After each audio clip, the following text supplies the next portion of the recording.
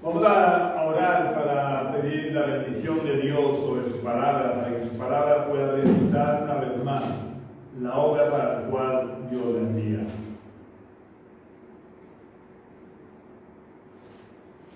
Señor, queremos darte las gracias por este día, gracias por todo lo que tú haces, gracias especialmente por tu palabra, porque tu palabra es vida, Señor, tu palabra produce vida en nosotros.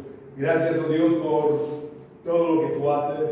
Queremos pedirte que nos ayudes a nosotros a ser hacedores de tu palabra, que nos ayudes, Señor, a buscarte, que nos ayudes a llenarnos de tu presencia y danos oído atento a tu voz, Señor, que en nuestras vidas podamos vivir conforme a tus preceptos, conforme a tu voluntad, oh Dios, que tu Espíritu pueda vivir en cada uno de nosotros, Señor, y pueda ayudarnos a cumplir tu palabra.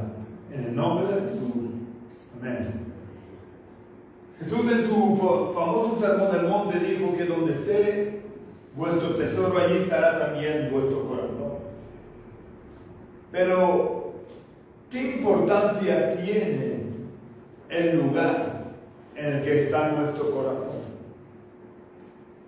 Para entender mejor la importancia que tiene el lugar donde está nuestro corazón, tenemos que darnos cuenta que lo que la Biblia describe como nuestro corazón es como el ordenador central que controla y dirige todo lo demás. Nuestro corazón es el que controla nuestros deseos, es el que controla nuestra voluntad y es el que controla nuestras decisiones. Por lo que el lugar en el que esté nuestro corazón determinará claramente el rumbo de nuestra vida y la meta a la que nos dirigimos. Por eso es tan importante el lugar en el que está nuestro corazón. Porque si nuestro corazón está en un lugar equivocado, toda nuestra vida seguirá un rumbo equivocado. Y como consecuencia, llegaremos a una meta equivocada. A lo mejor puedes pensar, bueno, ¿y qué importancia tiene que lleguemos a una meta equivocada? Ya rectificaremos. Si tomamos el símil de una vuelta ciclista, podemos decir que a lo largo de nuestra vida tenemos que pasar por varias metas volantes, que son metas intermedias que los ciclistas tienen que atravesar, obteniendo puntos si son los primeros. Pero no son la meta final y definitiva que otorga la victoria al ciclista. Pues básicamente la importancia de que lleguemos a una meta equivocada es que, aunque en nuestra vida podamos tener varias metas volantes, solo existen dos metas últimas y definitivas en la vida: el infierno y la presencia de Dios. Y una vez que crucemos esas metas, no habrá posibilidades de rectificación. Por eso tenemos que examinar las metas volantes que vamos atravesando a lo largo de nuestra vida, porque ellas son un claro indicio, son un claro indicativo de dónde está nuestro corazón, porque nos van dando indicaciones del camino que hemos tomado y la meta definitiva a la que nos dirigimos. Es por eso que tiene tanta importancia que a lo largo de nuestra vida tengamos cuidado de dónde está nuestro corazón, porque el lugar en el que esté nuestro corazón determinará la meta a la que llegaremos, aunque a ojos de la sociedad no sea malo el lugar en el que tengamos nuestro corazón.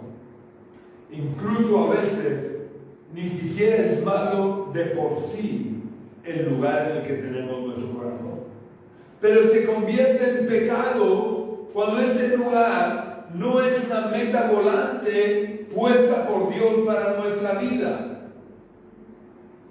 El problema es que a veces no llegamos a entender correctamente o en toda su dimensión lo que significa la palabra pecado. Porque La palabra pecado no solamente nos indica que algo malo que hemos hecho. La traducción al castellano de la palabra hebrea pecado significa errar o fallar el blanco. No hace falta que hagas algo malo. Con que hierres el blanco, con que falles el blanco, o te salgas del camino, porque el pecado también significa salirse del camino, ya has pecado. Por tanto, que nuestro corazón esté en un lugar equivocado, aunque ese lugar no sea malo en sí mismo, se convierte en pecado cuando esa meta no es la que Dios ha preparado para nosotros, porque estaremos fallando o errando el blanco. Quiero que leamos lo que dice también el apóstol Juan en su primera carta, no en el Evangelio de Juan, sino en su primera carta, que está cerca del final del Nuevo Testamento. Primera de Juan, capítulo 2, y versículo 16.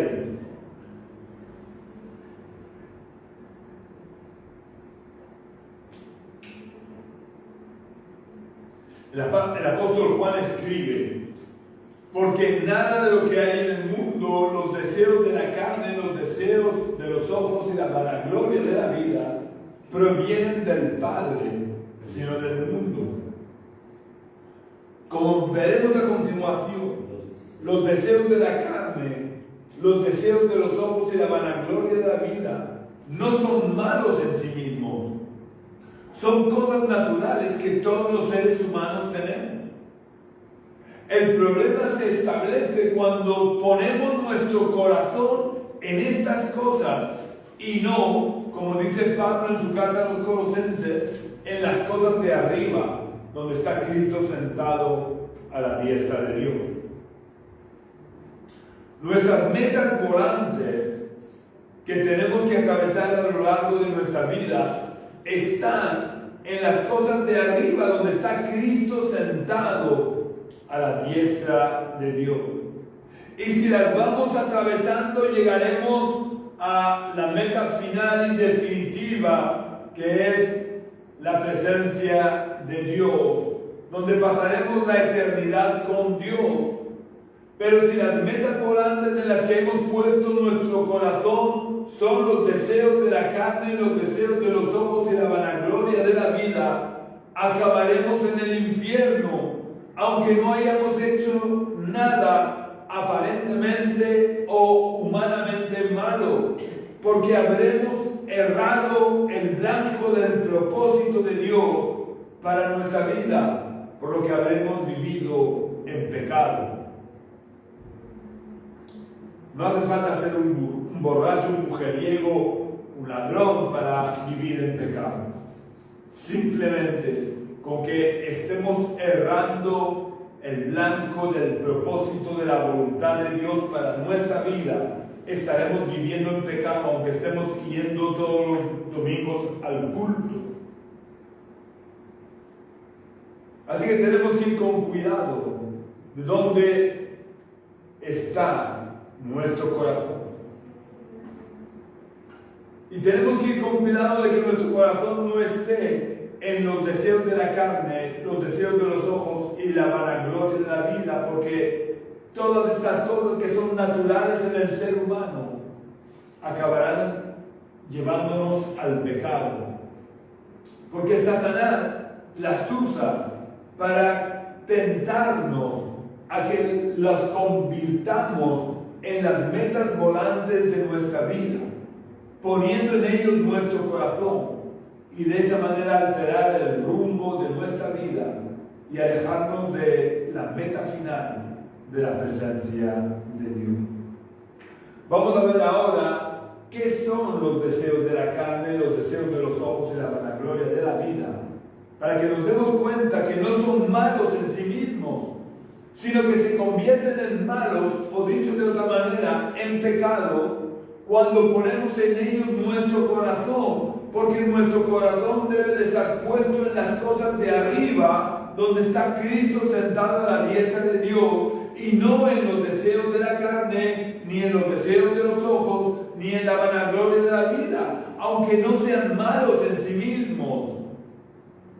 Los deseos de la carne hacen referencia al deseo de saciar los apetitos de la carne. Y esto en sí mismo no es malo, ya que el hambre, por ejemplo, es un apetito de la carne.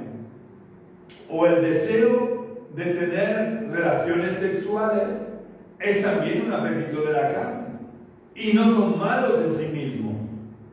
De hecho, fue Dios quien los puso en el ser humano cuando nos creó. Y nada de lo que Dios hace es malo. Pero los puso para que los saciáramos dentro del marco de su voluntad. Los apetitos de la carne se vuelven pecado cuando ponemos en ellos nuestro corazón y los convertimos en nuestra prioridad, por lo que somos capaces de cualquier cosa por saciarlos, sin importarnos si los saciamos fuera de la voluntad de Dios. Los deseos de los ojos hacen referencia a las demandas insaciables de la vista. Y digo que son demandas insaciables porque ya el sabio Salomón escribió en Eclesiastés 1:8 que el ojo no se sacia de ver. Y al igual que los deseos de la carne no son malos en sí mismos, porque pueden responder a necesidades reales que tengamos. Como por ejemplo, necesito una casa para vivir y veo una casa que me gusta y genera el deseo de tener esa casa que he visto. O necesito un coche y veo un coche que me gusta y por lo tanto genera en mí el deseo de tenerlo.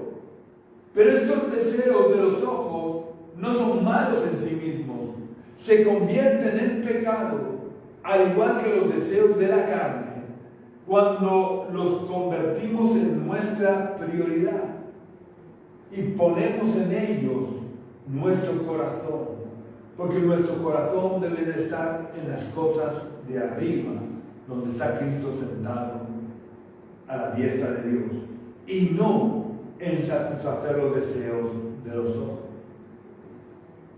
Cuando esos deseos de los ojos estamos dispuestos a conseguirlos a cualquier precio, sin importarnos si los que conseguimos fuera de la voluntad de Dios son pecados, aunque no sean malos en sí mismos. Además, Salomón dice también, o nos advierte también en Proverbios 27:20 de este peligro, donde dice: como el Seol y el Abadón nunca se sacian, así los ojos del hombre nunca están satisfechos. Los deseos de los ojos también se convierten en pecado cuando nuestro corazón está en los deseos de los ojos, porque nuestros ojos nunca están satisfechos, convirtiéndonos en personas codiciosas, personas envidiosas. Por último, la vanagloria de la vida es todo aquello que nos lleva a la arrogancia, al orgullo o a la soberbia. Es el sentimiento de superioridad por los logros que hemos alcanzado.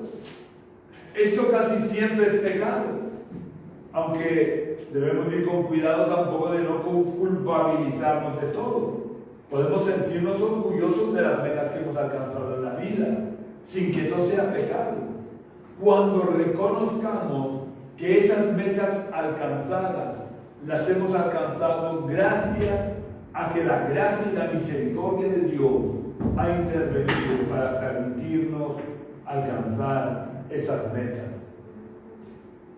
Quiero insistir en que Satanás utiliza los deseos de la carne, los deseos de los ojos y la vanagloria de la vida para tentarnos a que pongamos nuestro corazón en ellos y de esa manera hacernos pecar al apartarnos del propósito de Dios, que es que tengamos nuestro corazón en las cosas de arriba, donde está Cristo sentado a la la diestra de Dios. En esta mañana os estoy advirtiendo de este peligro, porque Satanás es muy repetitivo y cuando una cosa le sale bien, lo vuelve a repetir una y otra vez. Por lo que todos somos tentados con los deseos de la carne, los deseos de los ojos y la vanagloria de la vida. Porque ya desde el principio, desde el huerto del Edén, cuando tentó a Eva, usó la tentación con los deseos de la carne, los deseos de los ojos y la vanagloria de la vida, y le salió bien, porque Eva se dejó llevar por las palabras de Satanás, poniendo su corazón en los deseos de la carne, los deseos de los ojos y la vanagloria de la vida. Y al poner su corazón en estas cosas, erró el blanco que Dios le había mostrado, pecando y arrastrando a su marido al pecado. Y con esto no estoy diciendo que Eva tuviera la culpa de que Adán pecara, porque Adán fue tan culpable como Eva. Vamos a ver la tentación de Eva para que nos demos cuenta cómo iba claramente dirigida a estas tres cosas. Vamos a leer en Génesis capítulo 3 y versículo 6.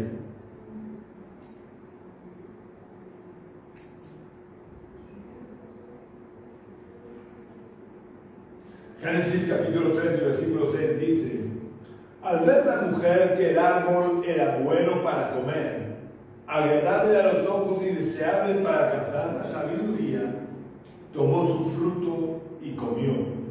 Y dio también a su marido, el cual comió, al igual que ella. Eva vio que el árbol era bueno para comer, es decir, para saciar los deseos de su carne. Satanás usó los deseos de la carne para tentarla, porque le pareció que era bueno para saciar su apetito. Pero ¿era malo saciar su apetito o tener el deseo de saciar su apetito? No, de ninguna manera, puesto que Dios había puesto ese apetito en el ser humano para que supiéramos cuando nuestro cuerpo necesitaba alimentar. Dios nos creó con la necesidad de alimentar, pero no podía Eva haber saciado ese deseo de su carne dentro de los cauces de la voluntad de Dios sin fallar el blanco que Dios le había puesto. Por supuesto que sí.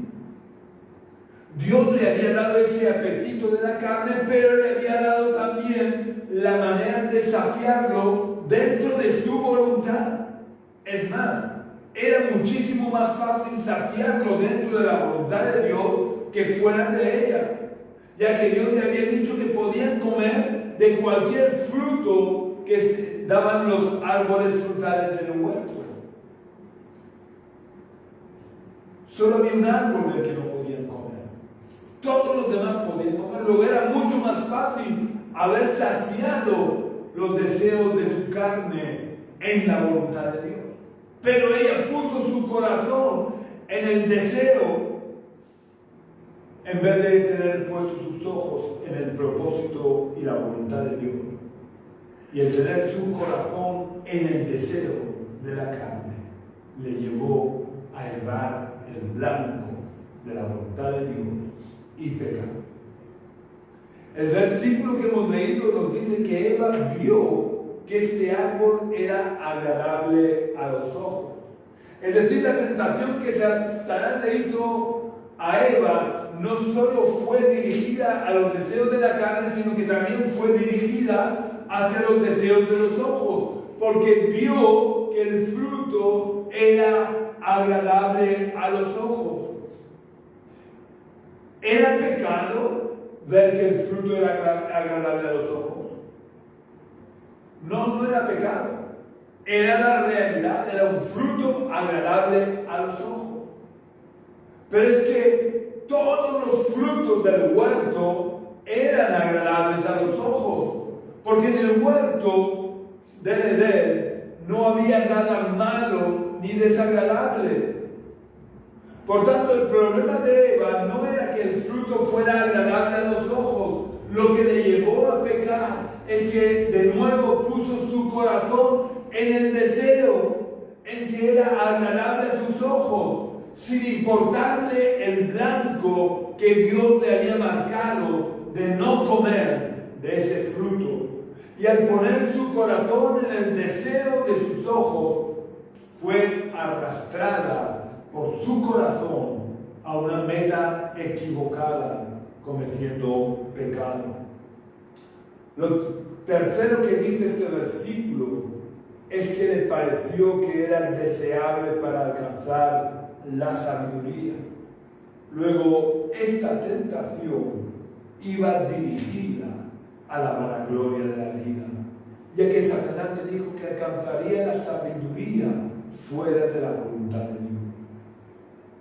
Miren si Eva lo tenía fácil para alcanzar la sabiduría dentro de los cauces de la voluntad de Dios, ya que cada día Eva paseaba con Dios, que es la fuente de toda sabiduría. Y podía haberle preguntado cualquier duda que se le hubiera ocurrido, pero Eva, al poner su corazón en la vanagloria de la vida, trató de alcanzar la sabiduría sin necesidad de preguntar a Dios. Es decir, quiso alcanzar la sabiduría por sus propios medios de estándar a la voluntad de Dios. Y cuando pones tu corazón en la vanagloria de la vida, te alejas de Dios. Porque David dice en el Salmo 138, 6, que al altivo Dios mira de lejos. Por tanto, si nuestro corazón está puesto en el orgullo, en la vanagloria de la vida, nos vamos alejando de Dios. Satanás logró su objetivo de hacer que Eva errara el blanco de la voluntad de Dios y cometiera pecado.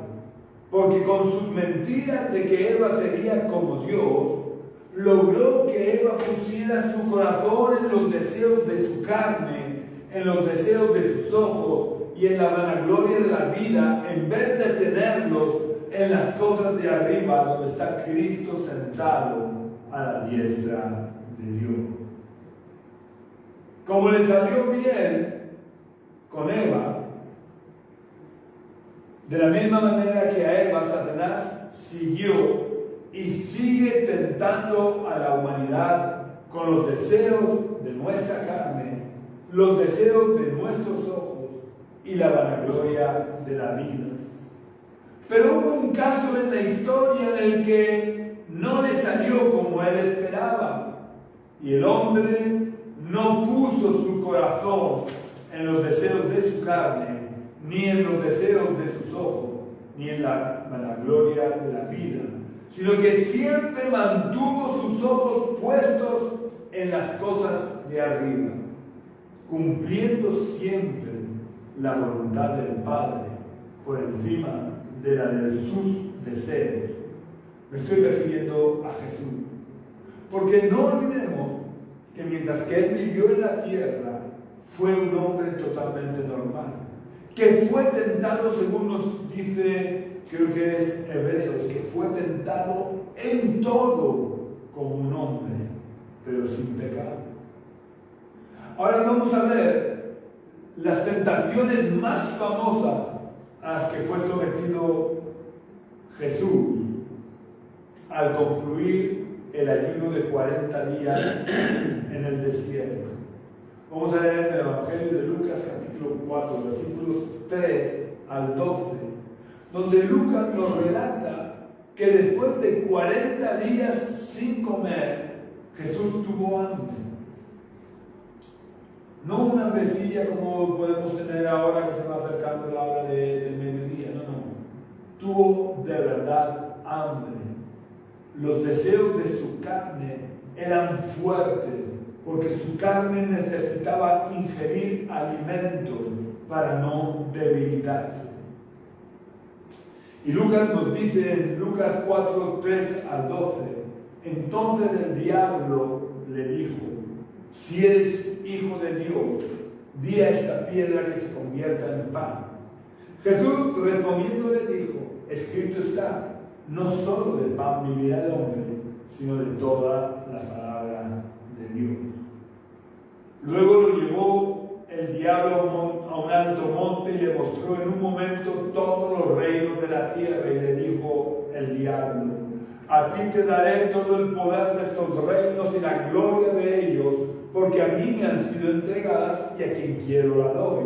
Si tú, postrado, me adoras, todos serán tuyos.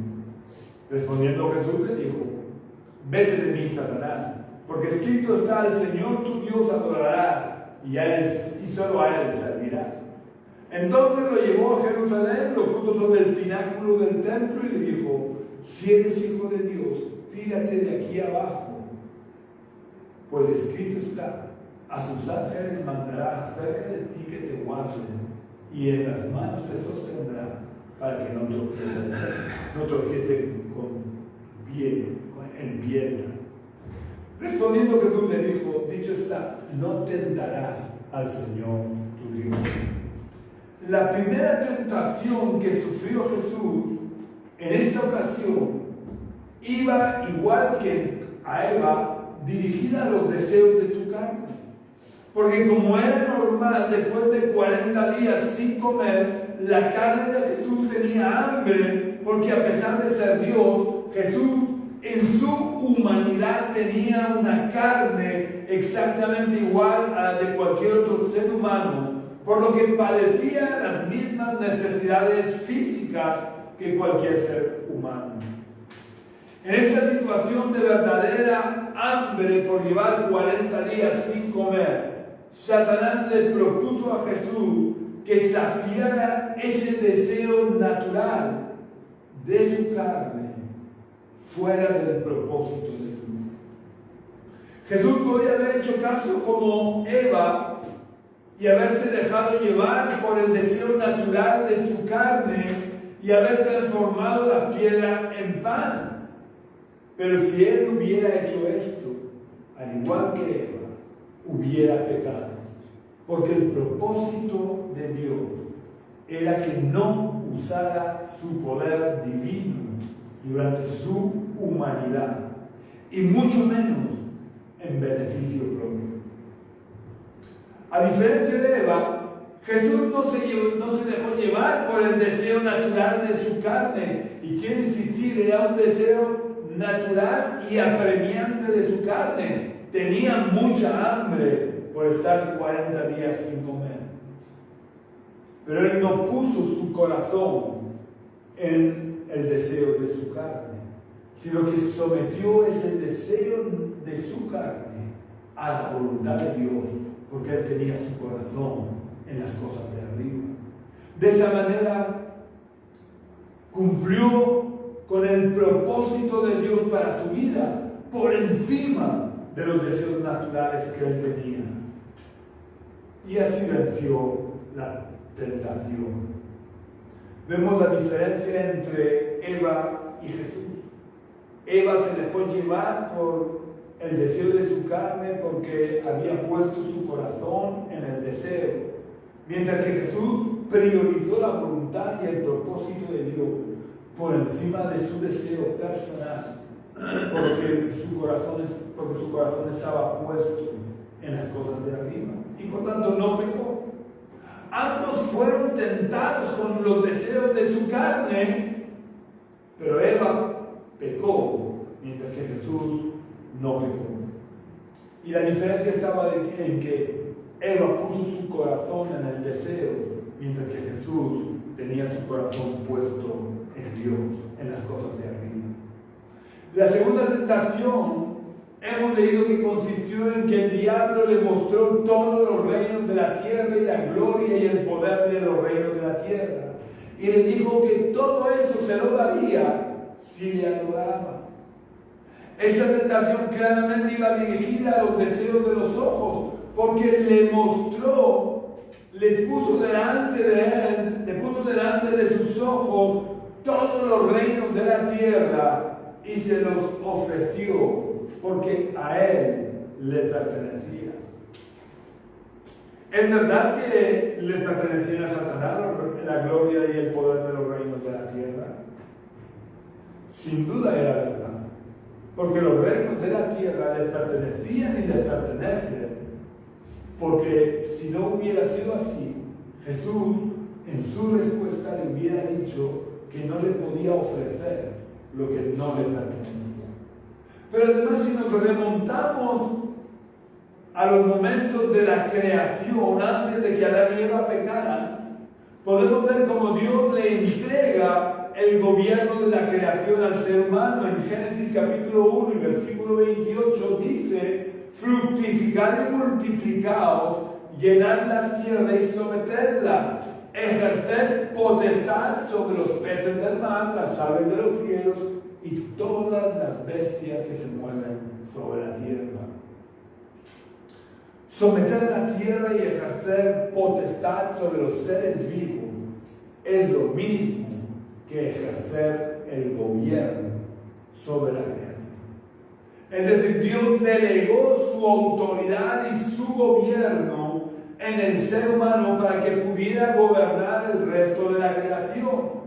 Pero al pecar, Adán y Eva se sometieron como esclavos a Satanás, por lo que Satanás pasó a ser el dueño de todo.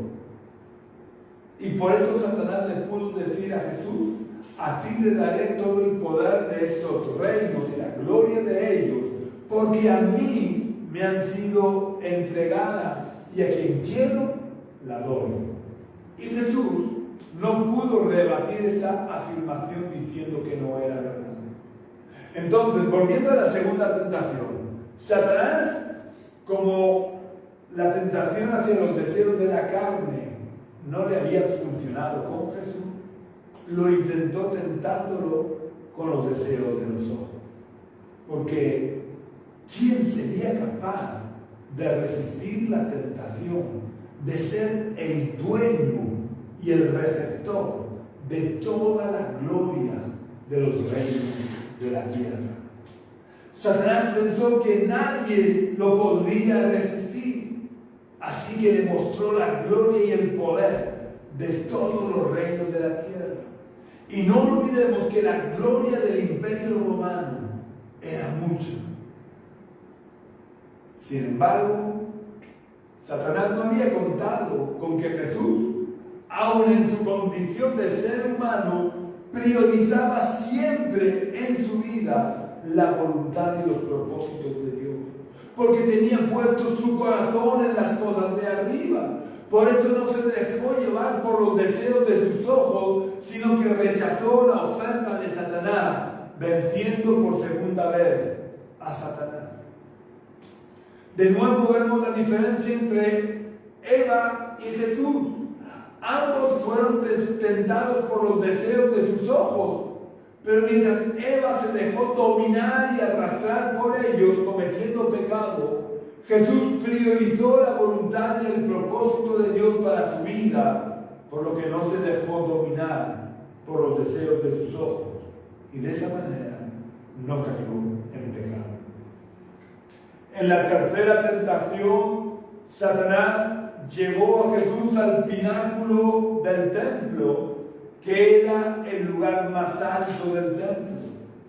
El templo, en esas fechas, estaba siempre lleno de mucha gente, porque era una de las festividades nacionales en las que las personas de todos los lugares de la tierra donde hubieran judíos trataban de acudir a Jerusalén para ofrecer los sacrificios rituales.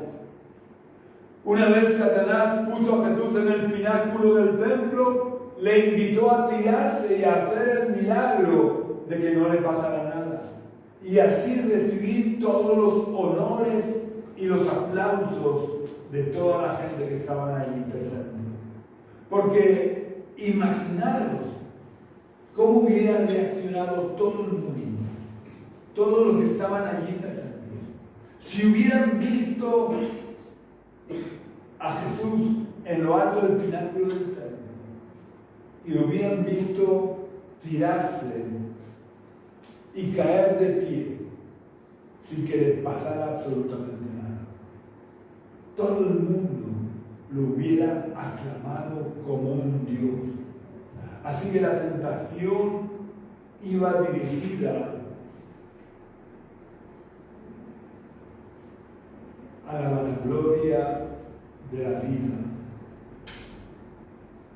Esta tentación era para que Jesús recibiera la gloria de los hombres, pero que recibiera la gloria de los hombres fuera de la voluntad de Dios. Porque Jesús recibe la gloria de los hombres en la voluntad de Dios, por haber obedecido a Dios y haber sido fiel a Dios hasta la muerte y muerte de cruz. Hoy en día, en cada culto, en cada reunión que se hace, le damos la gloria y la honra a Jesús. Pero él podía haber tratado de adelantarse y haberse evitado la cruz, recibiendo la gloria y la honra de los hombres fuera de la voluntad de Jesús. Sin embargo, Jesús, como en las otras dos tentaciones, priorizó la voluntad y el propósito de Dios en su vida y desechó la gloria vana de los hombres para recibir la gloria del Padre, como en su bautismo o en el monte de la transfiguración, aunque eso acabara llevándole a la cruz. Vemos que Eva y Jesús fueron tentados los dos según las tres bases que da el apóstol Juan para el pecado. Pero la gran diferencia entre Eva y Jesús es que Eva puso su corazón en los deseos de la carne, en los deseos naturales, en los deseos de los ojos, en la vanagloria de la vida, y al poner su corazón en esas cosas le llevó a pecar, mientras que Jesús siempre tuvo su corazón en las cosas de arriba y priorizó siempre la voluntad y el propósito de Dios por encima de los deseos naturales. Y quiero recordar, aunque ya lo he dicho, que Jesús era un ser humano, porque durante su vida en la tierra, Él no pudo hacer uso de su poder divino, por lo que Jesús debe de servirnos a nosotros de ejemplo, para no poner nuestro corazón en los deseos naturales, sino en las cosas de arriba, donde está Cristo sentado a la diestra del Padre. Esto Pablo lo resume muy bien en su carta a los Gálatas, capítulo 5 y versículo 24.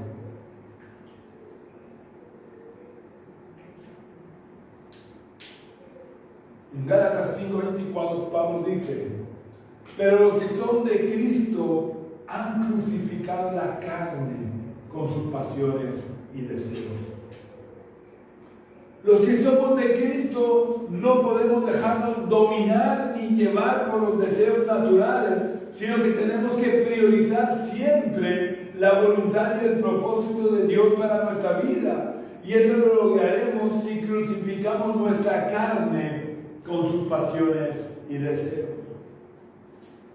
Ahora, cada uno de nosotros debemos escoger si viviremos dominados por nuestros deseos naturales o viviremos sometiendo nuestros deseos naturales a la perfecta voluntad de Dios. Es nuestra decisión. Nadie puede tomarla por nosotros.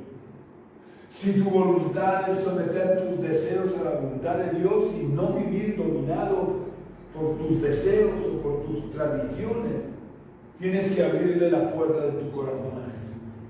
Y para ayudarte a dar ese paso, te invito a que cierres por unos momentos tus ojos y repitas la oración que voy a hacer. Señor, yo quiero pedirte perdón por todo este tiempo que he tenido mi corazón puesto en los deseos naturales, en los deseos de la carne, en los deseos de los ojos y en la vanagloria de la vida. Perdóname, oh Dios, y límpiame de todo pecado. Acepto el sacrificio que Jesús hizo en la cruz en mi lugar. Declaro que Él hizo expiación por mi pecado y te pido que tú me perdones y me limpies. Y quiero abrirte la puerta de mi corazón a ti, Señor Jesús, para que entres en mi corazón, para que te sientes en el trono de mi vida y me ayudes a tener mis ojos puestos en ti a lo largo de toda mi vida. Que yo viva teniendo mi corazón en las cosas de arriba, donde estás tú sentado a la diestra del Padre. Y te pido, Padre, por favor, que tú me ayudes y me enseñes a caminar en pos de Jesús, cumpliendo tu perfecta voluntad. En el nombre de Jesús. Amén. Si has hecho la oración, como digo, cada domingo, no dejes de buscar en la iglesia donde se predique de verdad el Evangelio. Y no tradiciones humanas, porque las tradiciones humanas no nos salvan. Lo que nos salva es la palabra de Dios. Por tanto, asegúrate que donde tú estás acudiendo o donde vas a ir, se predica el Evangelio del Cristo resucitado y no tradiciones humanas. Y únete a la iglesia, porque los cristianos no podemos vivir el cristianismo de forma solitaria. Necesitamos tener comunión con el cuerpo.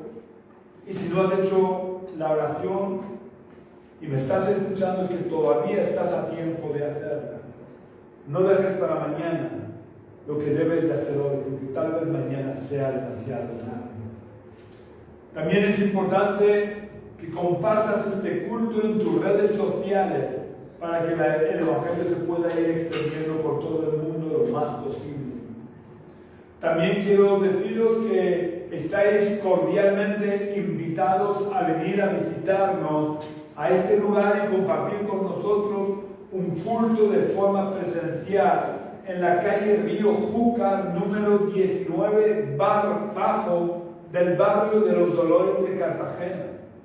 Los domingos a las 11 de la mañana, aunque, y muy importante que lo tengas en cuenta, por razones personales, el domingo que viene no vamos a tener aquí un culto presencial, sino que yo pondré el enlace al culto del puerto de Sagunto. El próximo culto presencial que tendremos aquí es el domingo 14 de junio. Si quieres visitarnos, serás muy bienvenido. Te esperamos cordialmente. También puedes contactar conmigo a través del teléfono que figura en la página Facebook de la iglesia. Preferiblemente llámame por las tardes, porque por las mañanas trabajo y normalmente no puedo contestar. También puedes visitar nuestra web, que es iglesiagenesis.jindofree.com. Iglesia Génesis se escribe tal cual suena, todo junto, sin acentos, sin mayúsculas. .jindofree deletreado JIMDOFREE.com. Un abrazo muy fuerte, que Dios te bendiga grandemente y te guarde hasta el próximo culto.